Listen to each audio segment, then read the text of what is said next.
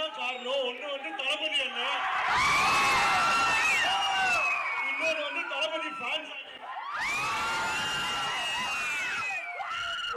ஒரு மாசம் முன்னாடி தான் போய் தளபதி அண்ணன் நேர்ல மீட் பண்ணிருந்தேன். நான் எல்லா இடத்துலயும் சொல்றேன், அண்ணன் நேர்ல அவ்வளவு அழகா இருக்காரு. எவ்வளவு சிம்பிளா எவ்வளவு ஹம்பிளா இருக்காரு தெரியுமா? நான் போறேன்னு அண்ணன் வந்து போட்டோகிராஃபரை கூட்டிட்டு போயிருந்தேன் போட்டோ எடுக்கணும்னு.